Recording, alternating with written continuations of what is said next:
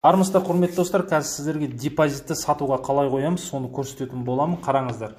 JSB24 деп тересіздерді Google мен осындай интернет банкингке өтесіздер. Мына жерде өздеріңіздің нөмір телефондарыңызды тересіздер.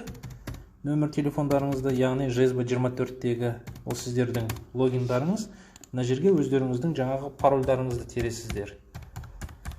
Парольдарыңызды тересіздер де өзіңіздің жеке кабинетке кіресіздер. Депозит сататын кезде достар міндетті түрде ағымдағы шотты ең бірінші ашу керек. Сіздерде салық қарызы болмау керек. Және сіздің депозитіңіз бос болу керек. Яғни нұрлы жер бағдарламасында немесе басқа да бір операцияларға жаңағы участвовать етпеу керек. Оның бәрін өшіріп барып, аннулировать етіп барып депозит сата аласыздар. Міне ағымдағы шот көрініп тұрған шығар. Міне ағымдағы шотты ашып аласыздар. Ағымдағы шотты ашу өте оңай. Осы жерден SMS кодпен хабарландырып бәрін аша саласыздар. Ары қаратай міне депозит дегеннің үстіне басасыздар былай. Яғни сатуға қояйын деп тұрған депозиттің үстіне басқанда міне мынандай сіздерге ақпараттық бет ашылады. Осы жерде міне қолжетімді операциялар деп тұр. Міне көріп тұрсыздар ғой да?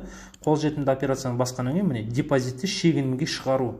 Яғни орысшасы оны выставить депозит на уступку деген сөз.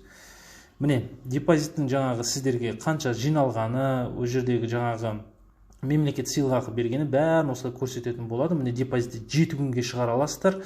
Сіздің пайдаңыз міне осылай шығарады, қанша суммасы жаңа үстінен көресіз, осының бәрін көреді, міне шығарып тұрады. Одан кейін міне бұдан әрі деген кнопканы басасыздар. Мына жерде депозиттің жаңағы талаптарымен танысасыздар. Талаптармен бәрімен танысқаннан кейін, құрметті достар, мына жерде міне талаптарды қабылдайсыздар. Мына жерге өздеріңіздің email почталарыңызды жазасыздар. Email почталарыңызды жазасыздар.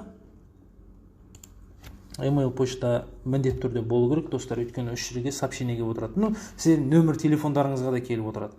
Бұдан әрі деген кнопканы басасыздар. Мына жерге SMS код. SMS код келеді, SMS кодты тересіздер.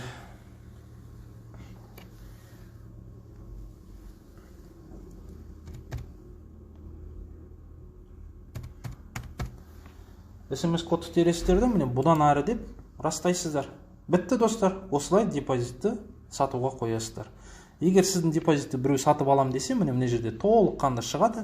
Сіздің пайдаңыз, міне 7 күнге депозитті қоясыз. Итогы міне жерде алатын суммаңыз сіздің жаңағы ағымдағы шотыңызға түседі. Яғни депозитті біреу сатып алам деген кезде сізге SMS хабарландыру келеді. Телефон нөміріңізге сіздің депозитті бронға қойды деп. Бронға қойды деп хабарландыру қойған келген кезде сіз міндетті түрде осылай интернет банкингке кіресіздер. Міне жерде пошаговый көрсете кетейін. Міне сатып алушы брондаған кезде міне жасыл жанады. Сіз осылай кіресіздер. Міне жерде сізде подписать деген кнопка пайда болады. Подписать деген кнопканы қол қойғаннан кейін ол ары қаратай міне сатып алатын адам қол қою керек. Ары қаратай қаражатты банк сіздің депозитіңізді сатып алып жатқан адамға өткізеді. Сізге депозиттен сатылған ақшаны мына ағымдағы шотқа түсіреді. Бітті достар. Ары қаратай мына ағымдағы шотқа кіресіздер. Ағымдағы шотқа кіресіздер. Ақша түскеннен кейін мына жерде міне аударымдар деген бар. Аударымдар деген кнопканы басасыздар да, міне басқа банкке аудару деген кнопканы басасыздар.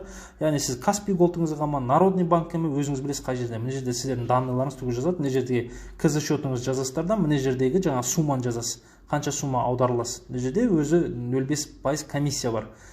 То есть 0,3%-дан құрайды. Ең азы жаңа 500 теңге комиссия.